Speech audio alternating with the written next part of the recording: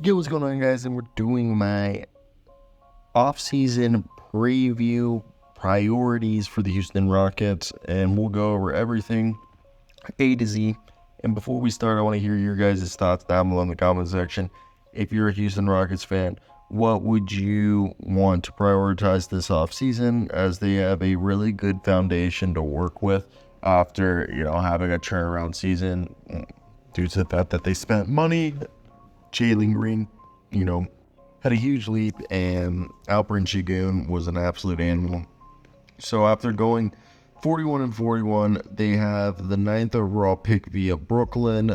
They either have the 44th or 45th pick via Golden State. The Rockets are sending their own first-round pick to Oklahoma City, unless it somehow lands in the top 4 of the lottery. The position of the picking coming in from Brooklyn will be determined by the lottery.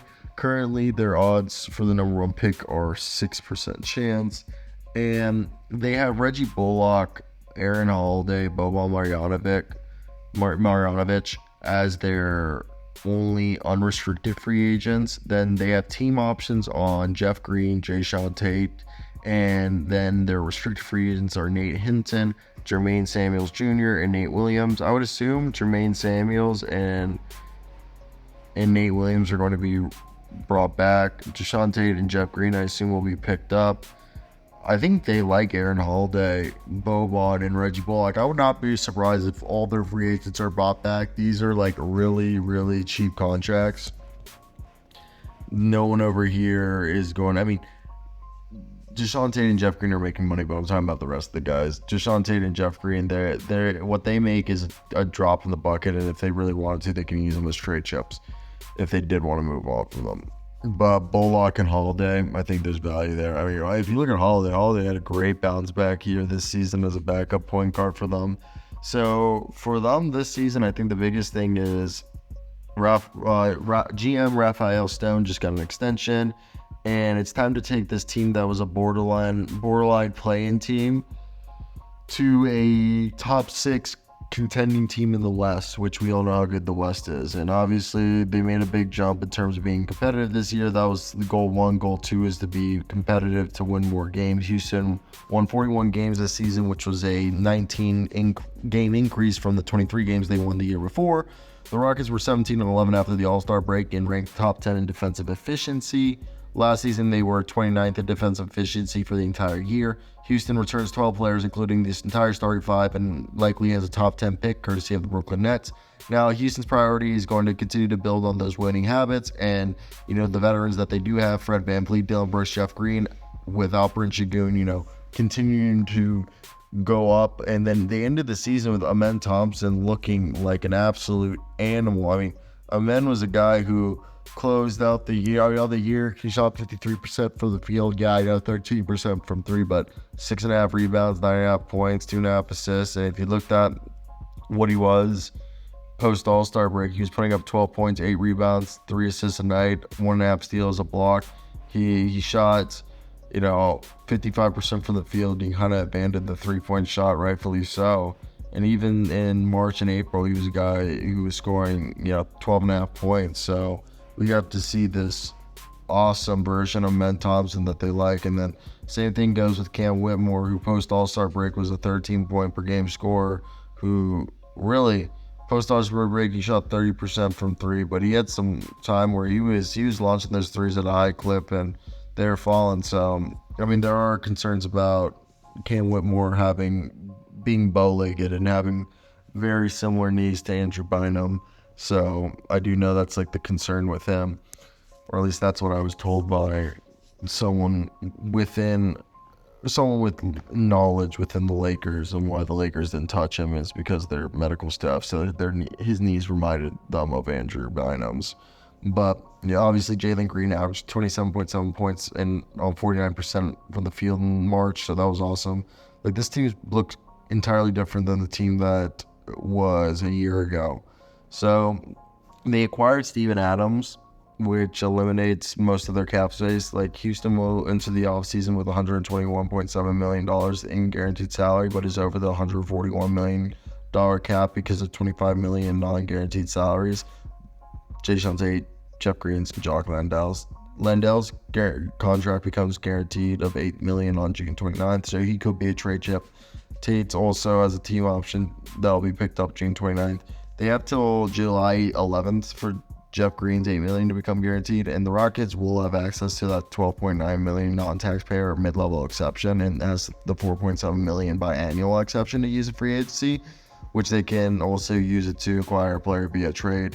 They still have a $4.5 million trade exception, but you can't use a trade exception unless it's solely being sent out by itself. So that is something to take note, that it's not like they're going to use that for...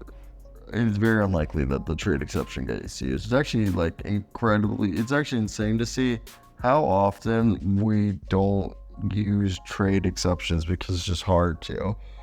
Now, besides a rookie extension for Alfred Sengun and Jeff Green, I think, the coaching staff in the front office are going to have to figure out how to take this 24th ranked offense that also was the fourth worst team in assists, and also a team that was the second worst 3-point percentage and the fifth worst 2-point percentage in the league.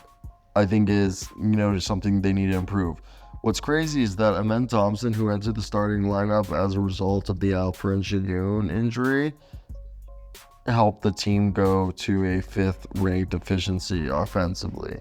So then that makes you think, is Alperen Sengun stopping the ball? Is there not enough shooters? I think not enough shooters is the problem, and that there's a lot of guys on this team that need the ball in their hand to be effective. I think Jabari Smith and Dylan Brooks are the only guys in the starting lineup that don't need the ball. Then you have three dudes, and Alfred Sengun, Fred VanVleet. Fred VanVleet, not too much, but Jalen Green and Alfred Sengun both need the ball in their hands.